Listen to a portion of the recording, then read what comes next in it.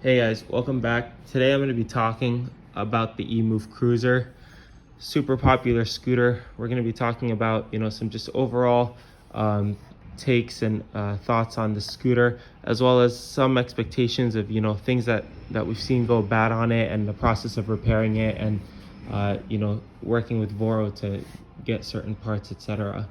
So first off, the biggest claim to fame for the scooter is its giant battery.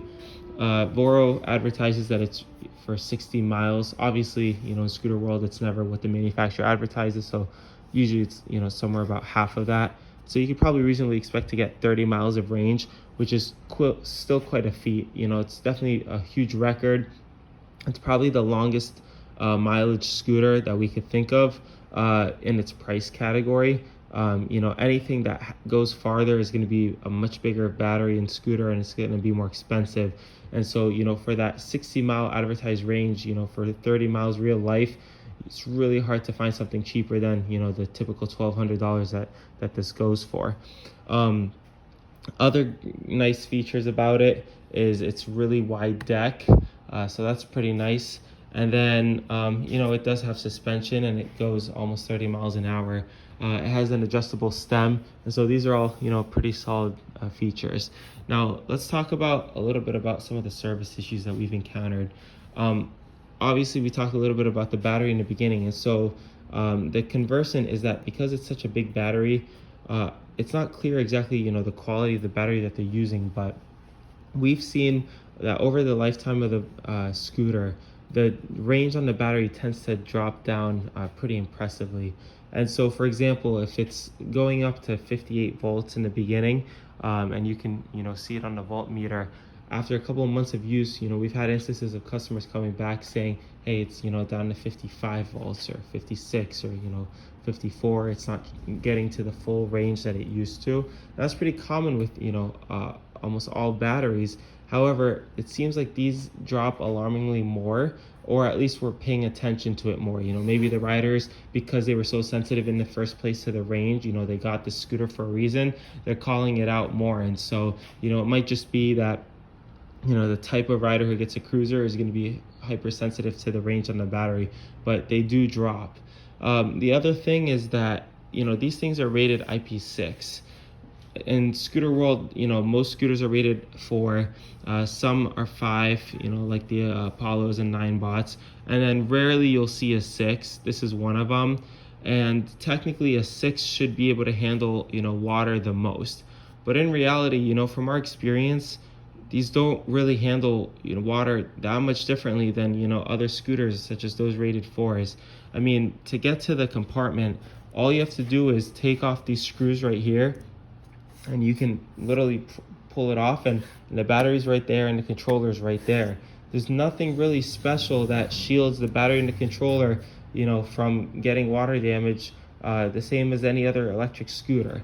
And clearly you can see here, this is a accessible area for water to go in. They do have the rubber gasket, but at the end of the day, just from our kind of novice, just looking at it, there's nothing special that tells us that this should be rated an IP6. So I'm not 100% sure how the regulatory agencies come to that conclusion, because from our experience, these do get water damage. You can see that clearly, water can seep in. It doesn't take a lot of imagination to understand that, there's openings at the top, and so water could easily get in. And we see it time and time again. You open it up, and you see a sticker, with evidence of water damage. And the ironic thing is that even EMOVE, they say that with their warranty, water damage excludes the warranty. And so, if water damage is going to exclude your warranty, how are you going to advertise and say, hey, it's an IP6, it can handle water, but then not be able to back it up when something, when water gets inside? And so the reality is, I would really take the IP ratings with a grain of salt, because A, it excludes your warranty, and B, it just doesn't hold up to practice. I mean, we see tons of scooters that are rated IP4, IP5, IP6, and they all seem to get water damage equally as much. And so I think, we need better understanding of how these IP ratings are and, what exactly happens to assign these things. And so just be careful when you buy the scooter. I don't recommend buying it and riding it in the rain. Just like any other scooter, do not ride it in the rain because it will get water damage and you will end up with issues, and your warranty will be void if they open it up and find, that the sticker is red, indicating water got inside.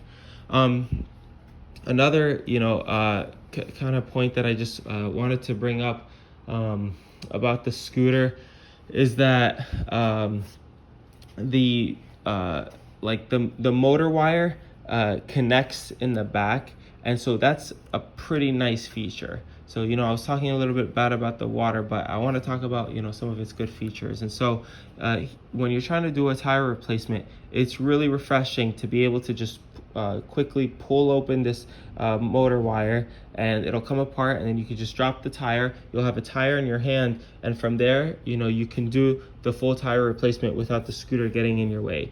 There's not a ton of scooters yet in the market that have this feature, even though I'm sure in the future, give it a couple of years, almost every scooter, it'll be a mandatory requirement for that to happen. But for the time being, there's only a handful that do this. Some of the GoTrax models do this. The EMOVE Cruiser does this.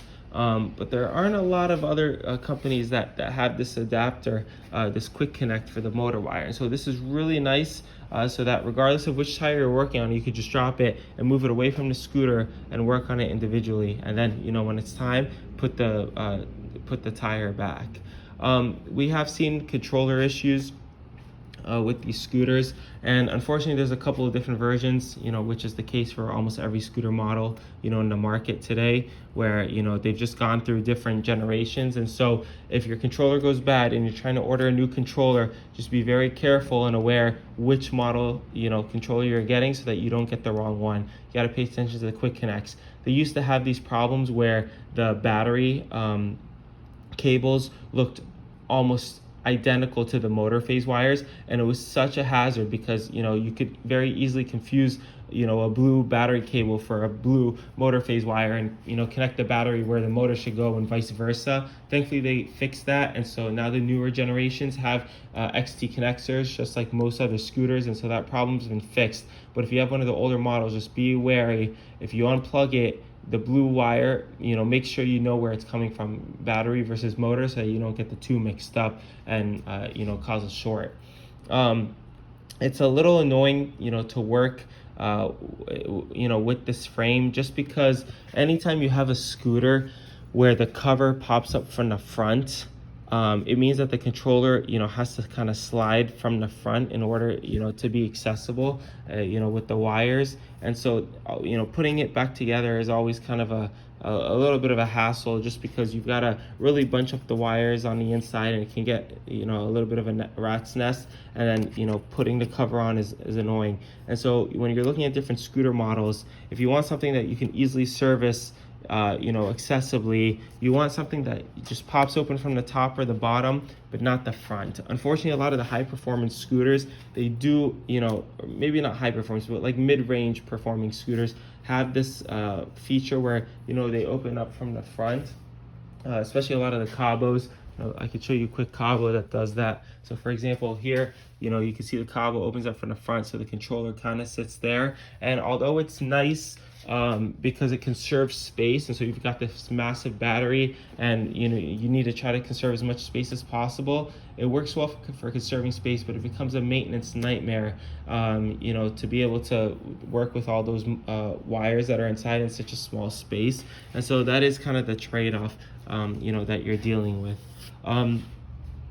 Not much else to say, that we've noticed distinctly about these scooters, that would be different on this scooter versus, anything else. Overall, we do still recommend people to buy these scooters. They've won a lot of, attention in the media. I think some of it might be overkill. I mean, I think at some point, Scooter Guide said this was like the best scooter, in the entire world. I mean, that's kind of I think that's definitely like an overshot. There's nothing best about this scooter. It's got a big battery and the body to support it, but it definitely doesn't excite the imagination too much. Its frame's a little awkward.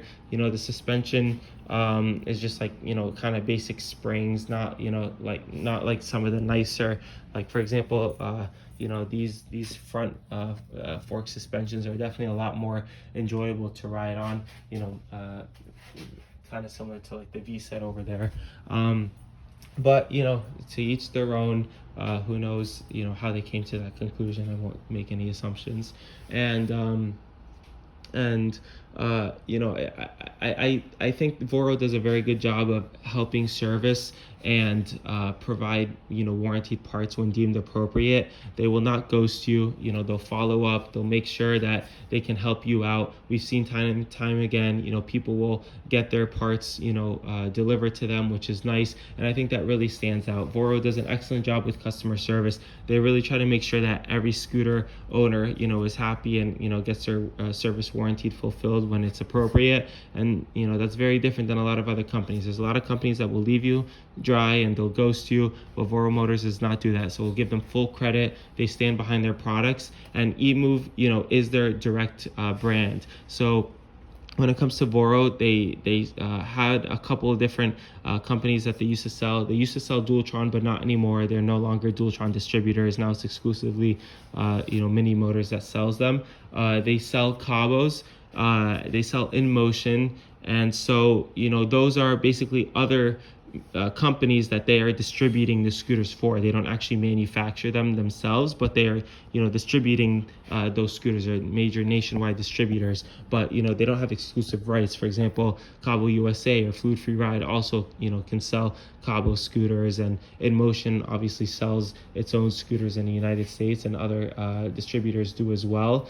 But the eMove line is directly created and manufactured by Voro Motors, and so no one else sells eMove. You know, that's an exclusive Voro Motor brand, and so this is basically their baby. You know, they make the highest margin on these scooters, and so it's in their interest to make sure that the eMove line does as well as it can, because you know, they have the most skin in the game to see it flourish and be successful.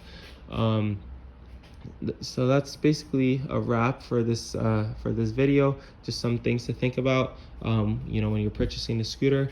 Hope this video was useful. If you have any questions, just leave them in the comment section below, and like and subscribe so we can continue to make more videos like this, and we'll see you in the next video.